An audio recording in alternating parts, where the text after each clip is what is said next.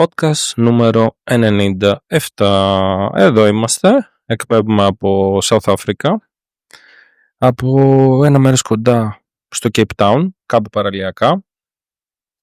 Είναι 13 Νοεμβρίου, η ώρα είναι 3 η ώρα το μεσημέρι, ώρα South Africa, και είναι και περίπου η ώρα των Αθηνών.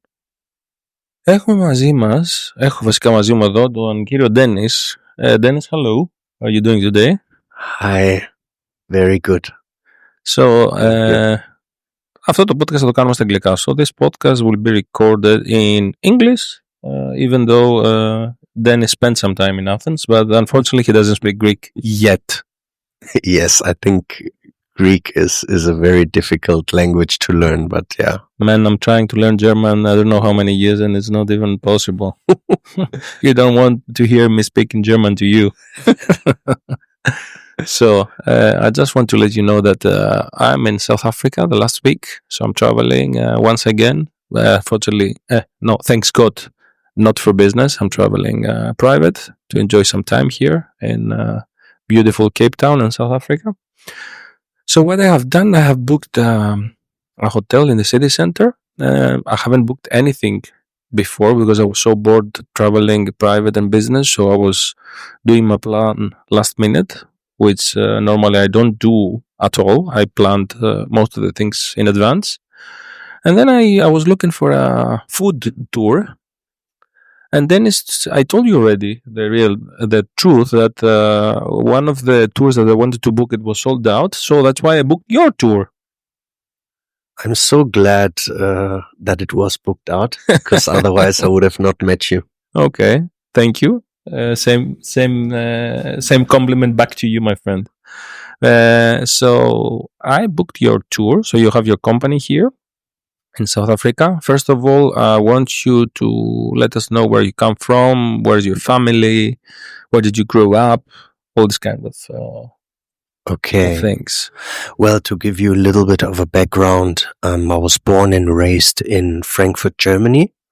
And when I was about 20 years old, I'm 41 now, I met my South African partner and we got married. After 3 years, we needed to decide whether we want to live in Germany or in South Africa. And at the time, actually, it was fascinating because I was reading a lot of South African books.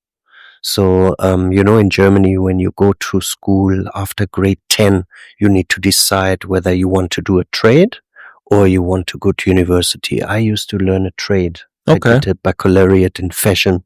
So I learned how to sew clothes. Okay.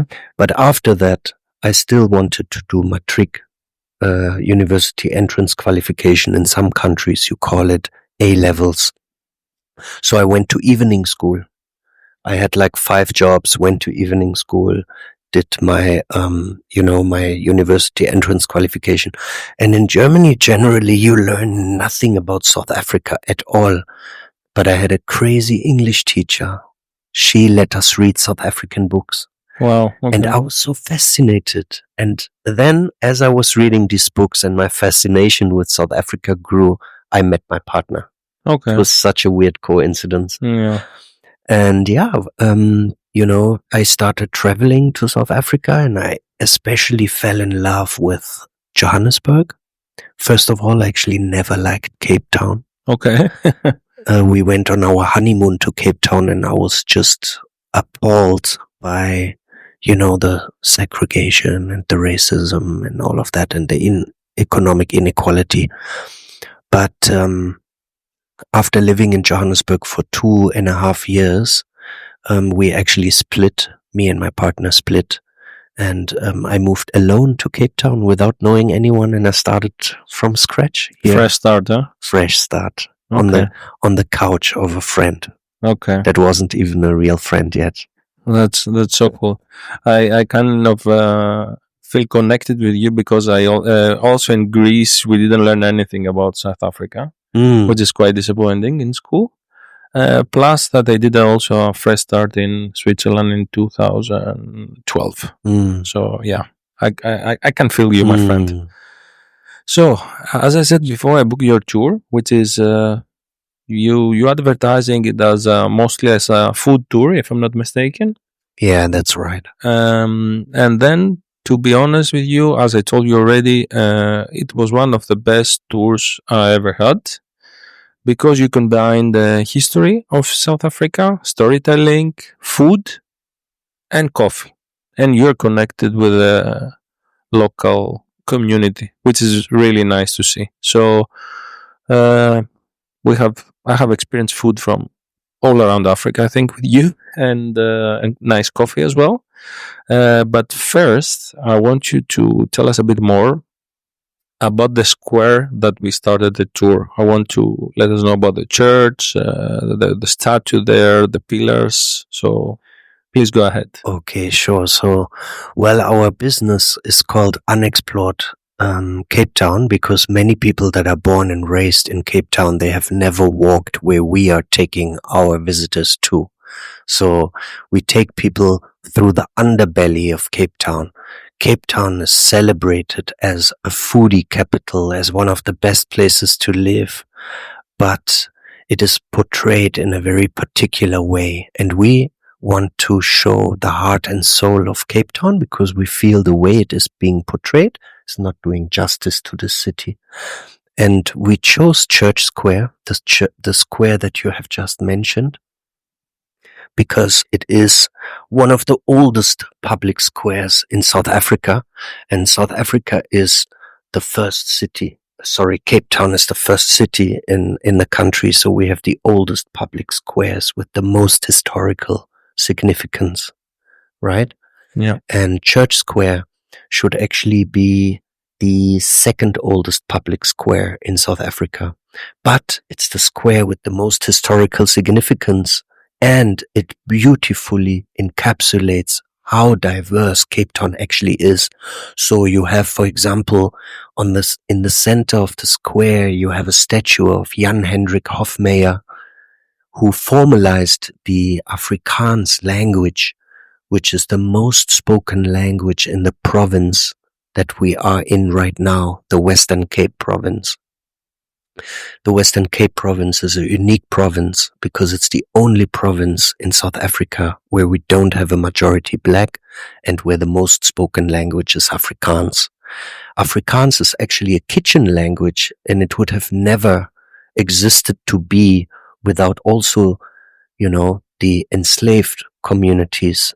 The legacy of slavery has always been downplayed in South Africa, but it required a white male to kind of legitimize and formalize the language, as it often is the case. So this guy standing in the center of the square, not that I want to give him a lot of credit, but I mean, you mentioned the statue, so I might as well mention who it is. And he is looking at the Grote Kerk, which is Afrikaans for the big church. And the most special thing about this church is that it's the oldest church in South Africa. And it was built before Cape Town was Cape Town. And many, many people that come to Cape Town, they don't know that it only became a real city quite late. They don't know that it was a colonial outpost set up by the Dutch East India Company. And as a Dutch Reformed church, they have a little bit of a dark legacy, because the Dutch Reformed Church used Christianity to first justify slavery and then justify apartheid, which is a system of racial segregation in South Africa. But once upon a time, the most conservative church in South Africa has come around 360. And they are now one of the most progressive, liberal, and free churches in South Africa. So there's different examples. For example, they don't have a problem with getting homosexual couples married. They are leading in the pro-Palestine solidarity campaign and movement in South Africa, which is really big. And they also host really inspirational interfaith events and community gatherings, which is super unique. And then the first settlement governor is buried in that church, Simon van der Stel.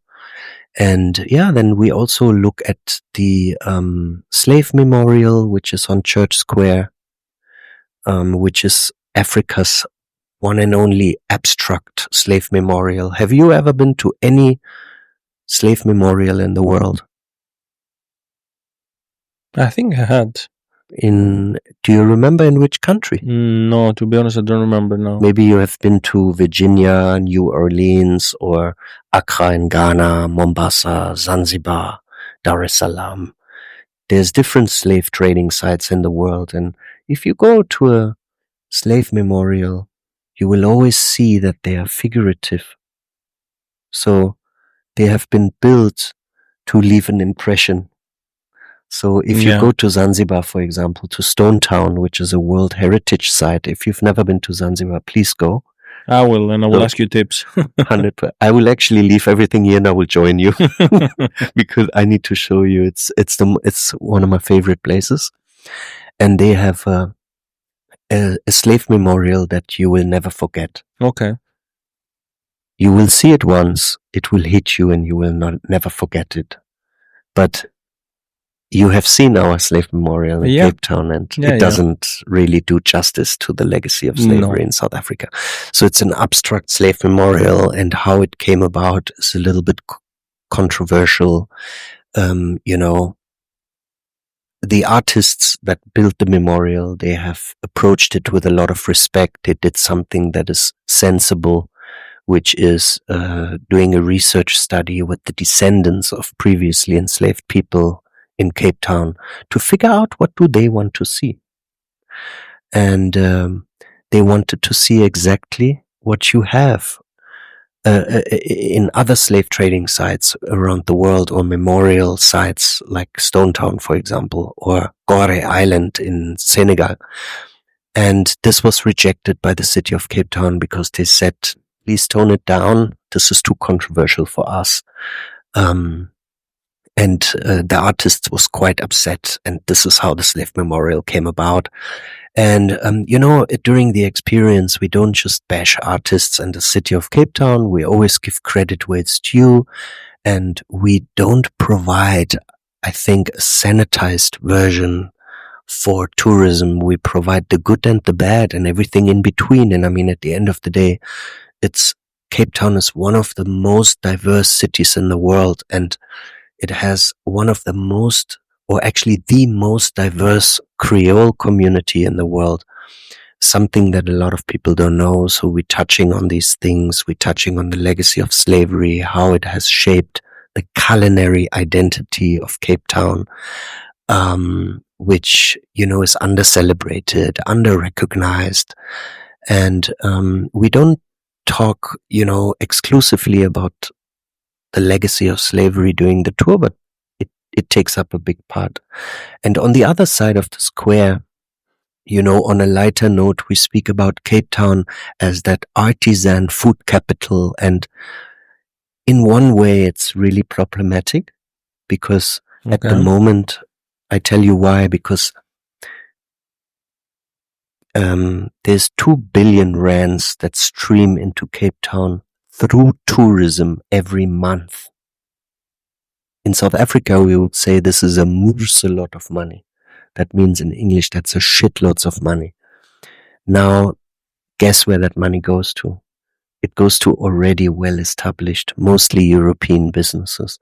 Therefore, tourism is actually in Cape Town one of the leading contributors or drivers of gentrification.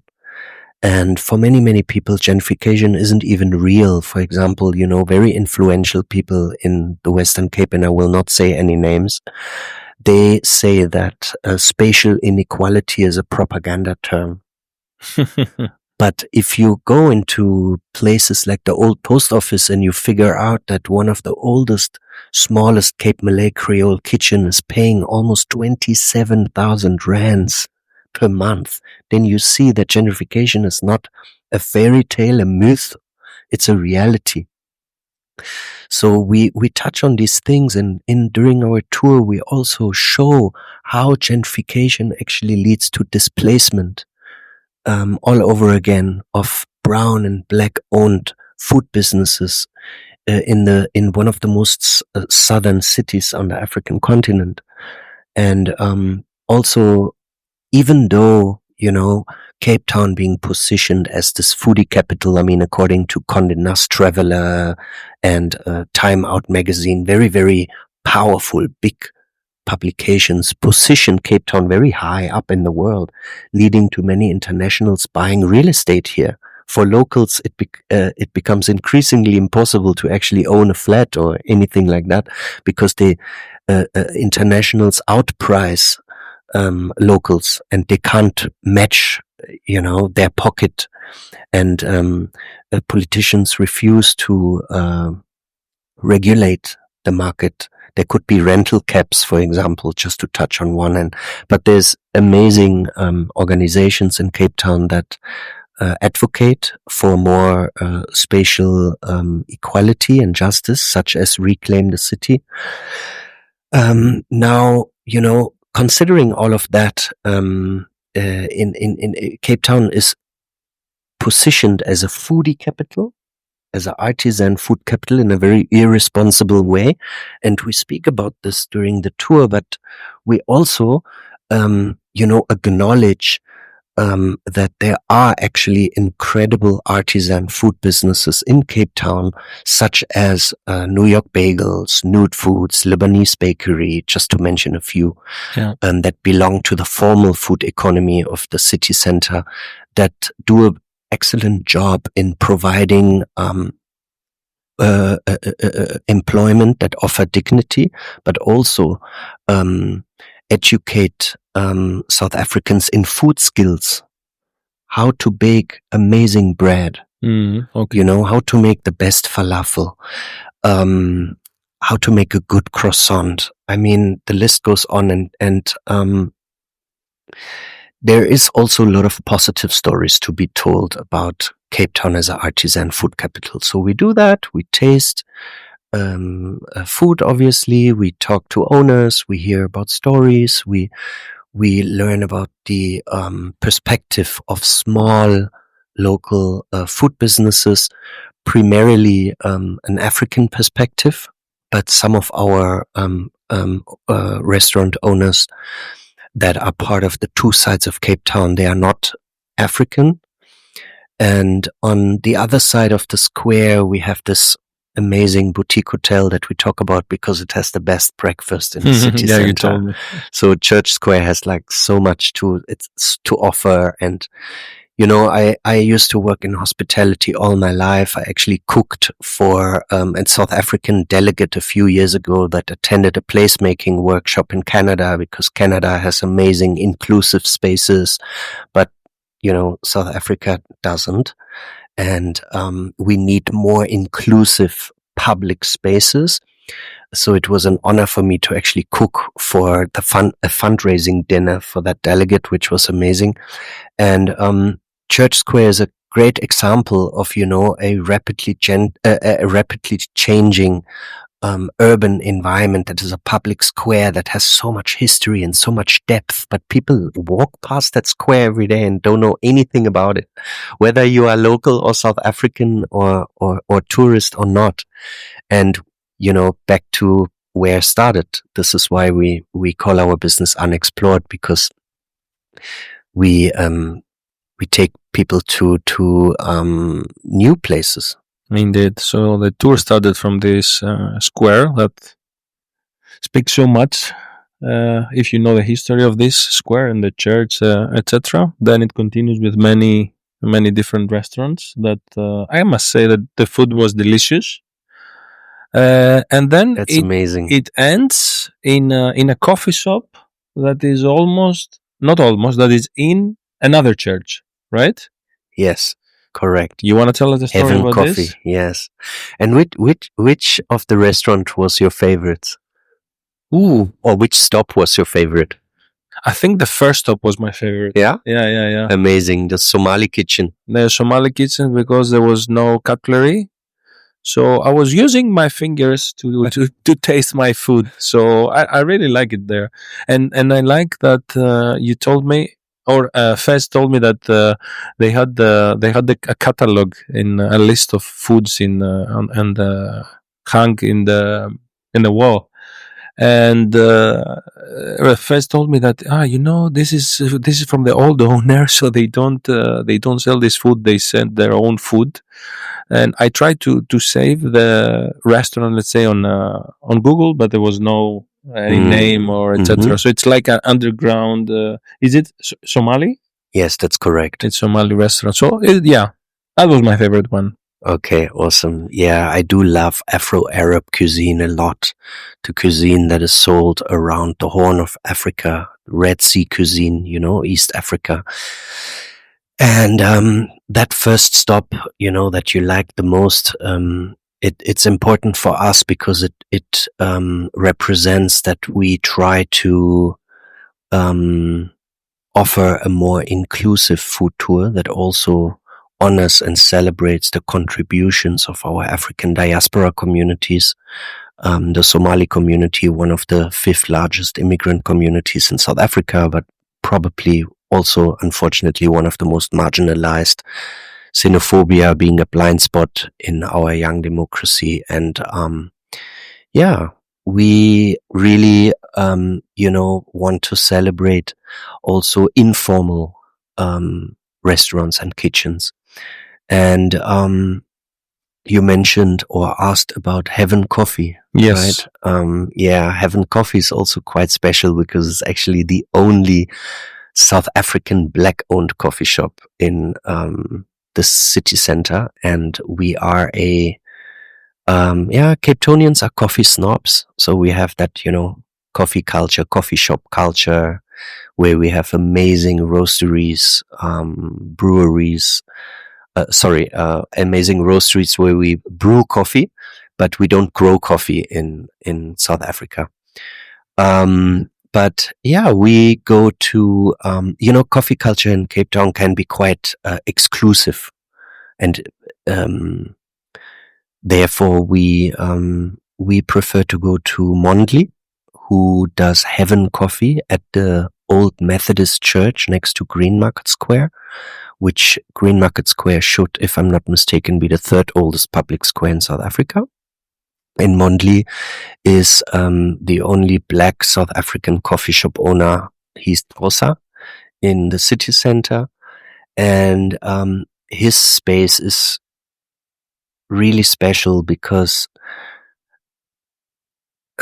it's inclusive in a way that you can't find similar places. It's not only inclusive, it's also super unique. So people from all walks of life would go to his coffee shop, and in South Africa, there's a lot of, division. And I mean, we are one of the most economically unequal countries in the world. And, we are lacking inclusive public spaces. So it's something really refreshing and important to be going to Heaven Coffee and see people from absolutely all walks of life coming to this coffee shop. And then the Methodist Church, they host workshops in the evening for young people, training them how to become active citizens. There is the legacy of Alan Story and his father. They are human rights activists and community men. And the church is a living, breathing church where you're supposed to come and hang out at, not just come on a Sunday. And then the church is even like half empty on a Sunday. As it should be, I will say. Exactly. Yeah. That's what a church should be. And what is also beautiful is that it's not just Christians coming to the church and enjoying that space. We have a lot of Middle Eastern tourists now coming to Cape Town, and some of them have never been to a church in their life. And they, I see them arriving at the church and they are touched by the beauty of the church. And they ask us, can we pray? A Muslim from Yemen or Saudi Arabia, and we're like, yes, please. Do you have a mat? Can I give you my towel? And they will pray and kneel in the church. And it's such a beautiful, profound thing that you don't see in other countries. And I mean, there's more examples. Like, I have yet to come across a country where an imam, a rabbi, and a priest are holding an event together in a church where the imam will do an adhan, the Arabic call to prayer, inside a church, and will recite the Surah Fatiha inside the church. And I see this here in Cape Town, and it's something where I really think to myself, the world has a lot to learn from Cape Town and from South Africa. And I always wonder how South Africa is portrayed internationally. And I don't think that the mainstream media is doing South Africa justice, to be honest with you. I agree with you. I mean, it's very inspiring what you said about Muslims praying in a church. It's very touchy. And I want to share with us also as well the story that you mentioned to me a couple of hours ago with the Jews and the Muslims. Yeah, I for example I go quite often on a Friday to a mosque in Claremont, which is where we met today, actually. Yeah. It's a beautiful mosque. It's an inclusive space, and they often invite members of the Jewish community and of the Christian community to join as honorable guests. So you will be in the mosque, you hear speeches that are highly relevant, that are extremely interesting. The leaders of the mosque will invite human rights activists, intellectuals, to come and speak on very, very relevant topics. And it's super interesting. And then you turn around and you will see a group of Jewish people sitting in the back. And you can feel that everyone in the room attends to them like they are guests that matter. So they will be hospitable towards them. They will be like, let's present ourselves from our best side. Let's, show that. And this is a really beautiful thing. And then, there is like events like a Shabbat, for example, where the Jewish community here, we have a group, Jews for Palestine. They will celebrate their Shabbat sometimes, at a church or at a mosque. And these different faith-based groups and denominations, whatever you want to call them, they have a good relationship in Cape Town. It doesn't mean that we don't have bigots and people that are problematic, but we also simply have these things. And I mean, it's really important to, point that out. Yeah, we need to focus on the positive and Yes, show them exactly. to the world. That's why I'm asking you to share this kind of stories, because I think it's very inspiring. With the different churches, with this kind of things, from people from different religions to come in closer, and feel connected. This is super important, because they want us divided. So it's easier for them to control the people. So it's nice when you see people with different backgrounds, different nationalities, different religions to come closer. I want to ask you something else, my friend Dennis. You're not driving here, right? No, you're not driving. So I'm shocked from how people driving here. Really? Yeah, because as you know, I come from Greece, so we're a bit aggressive with driving there. So I took an Uber from Cape Town to go out to another city, Stellenbosch, and I took an Uber, and it was a Uber driver from Zimbabwe. So I was sitting next to him and we were chatting, and I realized that he never used a horn, or he was just very chilled, and everyone on the driving was also very nice. And then I realized I didn't heard a horn during these 3-4 days that I'm in the country, And then I asked him, I said, "Man, you never use a horn? You never shout to someone?" He said, "No." And then I explained to him how we drive in not in Europe in general, because you have some countries that drive quite well, but I explained to him how we drive in Greece and how loud we are, and we insult other people, and we use the horn all the time. He was shocked. He was like, "Oh, really?" Is this what happening? And it's in Europe, right? Yeah, it's in Europe. But here is a driving paradise. Yeah. So I don't know if you ever think about this, since you're not driving. I bet. You know, as I told you already a few days ago, Cape Town is an onion, and we have so many different layers. Like, I can take you to areas here where people drive like you will be shocked. Okay. Yeah.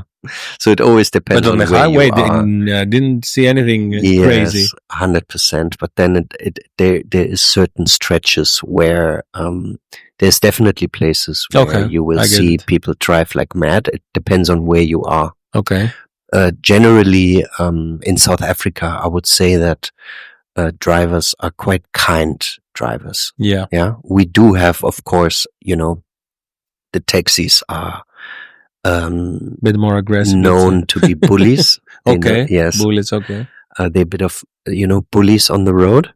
But other than that, if you go to Germany, for example, and you stand somewhere and you're waiting for someone to let you in, you can wait until Christmas. They will not let you in. Because you have too many Greeks in Germany. Are they like that in Greece as well? Yeah.